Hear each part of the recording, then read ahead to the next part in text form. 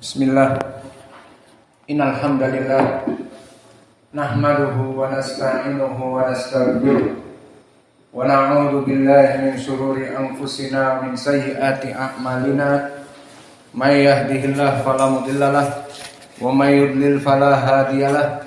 Wa asyhadu an la ilaha illallah wahdahu la syarikalah wa asyhadu anna Muhammadan abduhu wa rasuluh. Amma ba'du.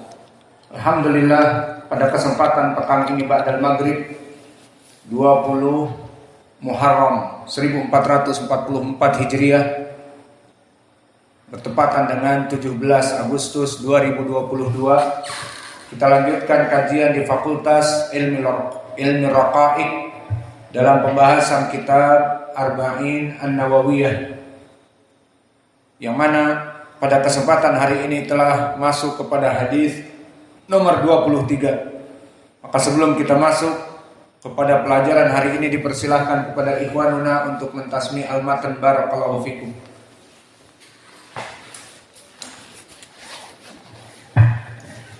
Bismillahirrahmanirrahim. Nawawi rahimahullah, an Abi Malik al-Harith bin Asim radhiyallahu anhu, al-Ansari radhiyallahu anhu qala Rasulullah sallallahu alaihi wasallam, at-tuhuru syatrul iman, walhamdulillah tamla'ul mizan, wa subhanallah walhamdulillah tamla'ani wa tamla'u ma baina as-sama'i wal ard, was salatu nur, was sadaqatu burhan, was sabru diya, wal qur'anu hujjatun laka wa 'alaika, kullun nasi yawlu fa bai'an nafsahu fa mu'tiquha aw mubiquha.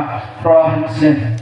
Maka ucapan Allah Jalla wa Ala di dalam hadis ini, atau kita baca hadis yang sudah kita syarah, kita lewat.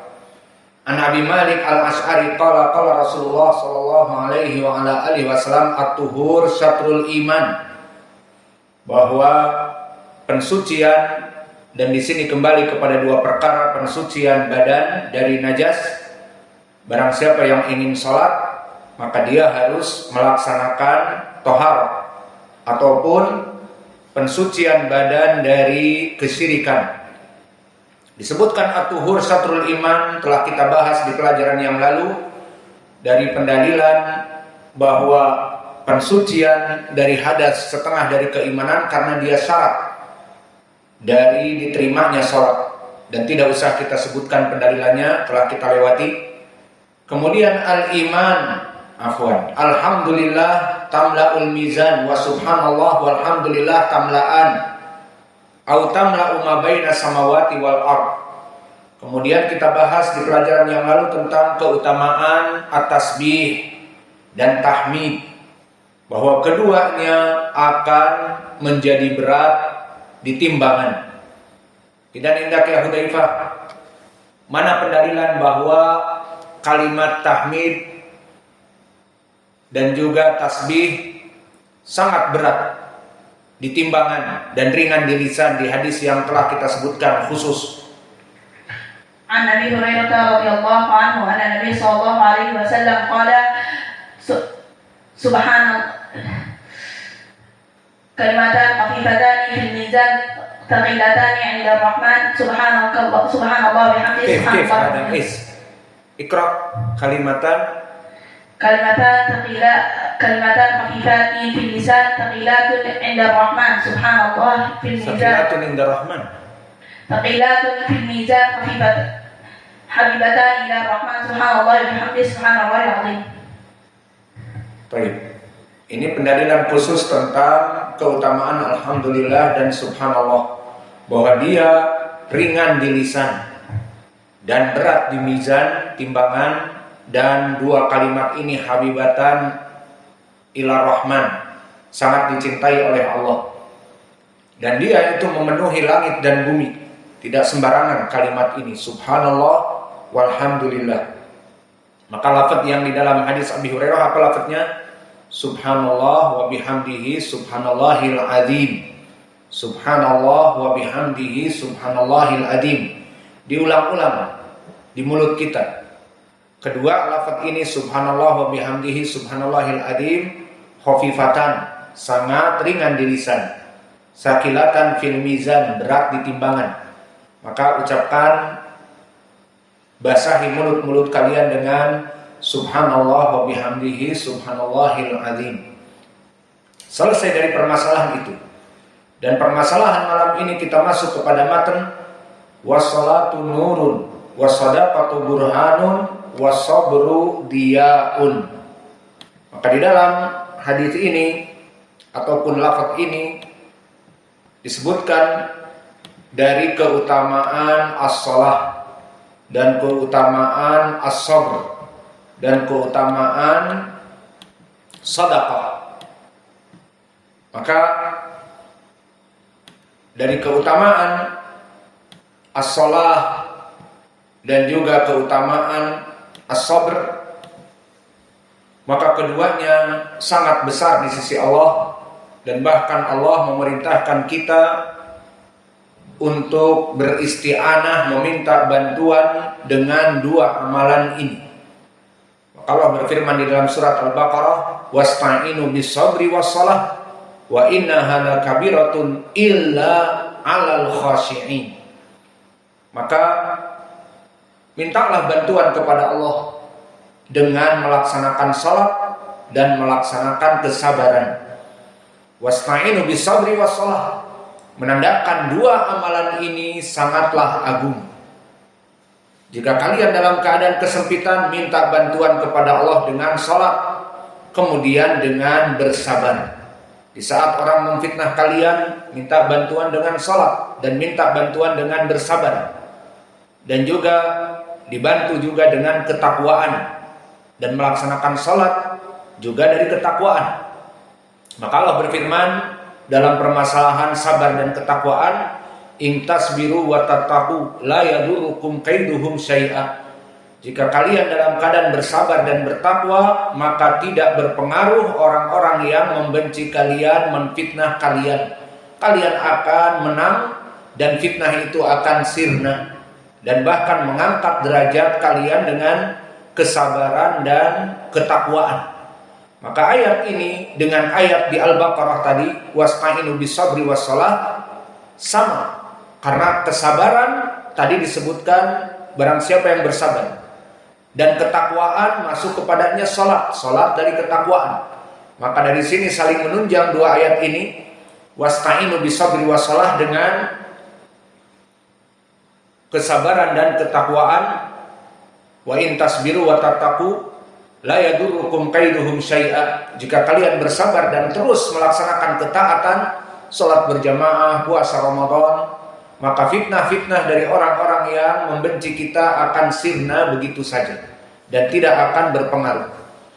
Maka ini keutamaan dari as-shalah dan keutamaan dari as-sabr. Maka di dalam hadis ini disebutkan as-shalatu nurun, maka salat itu cahaya yang membimbing seseorang. Bismillah. Dan karena dia cahaya, barakallahu fikum, maka dia terlihat oleh manusia bahwa salat ini bagaikan cahaya jika dia salatnya dalam keadaan khusyuk. Sehingga apa faedahnya dan apa hubungannya dengan ayat yang lain, inna sholata tanha anil fahsya'i wal munkar, bahwa sungguhnya salat itu melarang manusia untuk masuk kepada al-fahsya wal munkar, perbuatan-perbuatan keji, dari kejahatan-kejahatan yang besar. Kenapa dengan salat ini? Karena tadi as-salatu nurun, salat itu adalah cahaya yang akan menjadikan manusia sebagai petunjuk dalam keadaan selalu kepada arah yang benar dengan salat. Dan ini sesuai dengan ayat tadi, inna sholata tanha anil fahsya'i wal munkar, sungguhnya salat itu melarang, menahan orang yang salat dari perbuatan keji yang besar. Dan itu gambarannya. As-sholatu nurun, di sini salat itu bagaikan cahaya yang membimbing kepada jalan yang hak. Di saat seorang melaksanakan salat, terus melaksanakan salat, maka dia tidak berpikir untuk melaksanakan kekejian yang besar, seperti sudah menikah dan melaksanakan selingkuh, pacaran, dan bahkan berhubungan intim dengan istri orang. Maka tidak akan pernah, insya Allah, orang-orang yang salat dan khusyuk melaksanakan perbuatan demikian itu asalnya. Namun berapa dari manusia yang memang Allah jadikan dia itu terfitnah besar dengan perkara-perkara yang besar, yang memang dia mengikuti syaitan lain lagi. Alhasil as-salatu burhanun, as-salatu nurun, yang mengajak kepada selalu hidayah sesuai dengan ayat inna salata tanha anil fahsya'i wal munkar.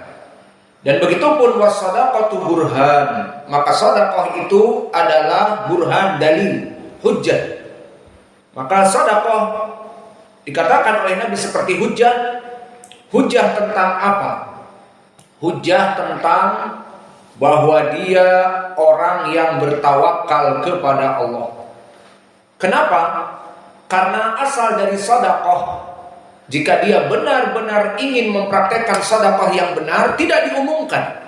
Aku bersedekah menginfakkan uang untuk masjid, aku bersedekah menginfakkan uang tiap bulan untuk pondok, untuk kelancaran pondok dan sebagainya misalnya. Maka asal dari sedekah itu dia adalah disembunyikan. Seperti hadis yang masyhur muttafaqun alaih dari Abi Hurairah tentang 7 orang yang dinaungi di hari kiamat, di mahsyar terutama, di saat mentari diturunkan 1 mil dan manusia dalam keadaan penuh keringat. Maka disebutkan di dalam hadis, rajulun yunfiqu biyamini hatta la ta'lamu shimaluhu. Seseorang menginfakkan dengan tangan kanannya dan merahasiakannya sampai-sampai semua manusia itu tidak mengetahuinya kecuali dia dengan Allah. Sampai-sampai tangan kirinya itu tidak mengetahui berapa yang disedekahkan oleh tangan kanan. Maka sedekah dalam keadaan sir, dalam keadaan tidak diumumkan, itu lebih baik.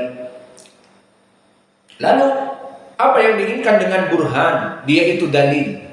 Maka di sini sedekah juga menjadi pendalilan dari apa-apa yang Allah janjikan tentang keutamaan sedekah. Apa keutamaan sedekah yang dijanjikan di Al-Quran dan Sunnah? Adalah barakatul mal, di mana hartanya akan menjadi over and over again. Wa ziyadatul rizq, rizkinya more and more again. Maka rizkinya akan bertambah dengan sedekah. Akan terus dia jaya raya, kaya raya. Kenapa? Karena telah dijadikan oleh Allah bahwa Allah pasti akan menggantinya. Maka di dalam ayat Al-Quran dan Sunnah banyak sekali pendalilan seperti ini. Di antaranya seperti Allah berfirman di dalam surat Saba, wa ma anfaqtum min syai'in fahuwa yukhlifuhu wa huwa khairur raziqin. Maka makna ayat ini, wa ma anfaqtum, dari apa-apa yang kalian sedekahkan, nafkahkan, min syai', dari segala apapun. Maka di sini bersifat umum, min syai', baik dia bersedekah hanya 100.000 untuk pondok kita, untuk operasional pondok kita membutuhkan air minum, listrik, kuota internet, dan alat-alat kebersihan masjid dan sebagainya misalnya. Maka wa ma anfaqtu min syai'in, hanya 50, hanya 100 dia infakkan, fa huwa yukhlifuhu, maka Allah berjanji dia itu akan menggantinya.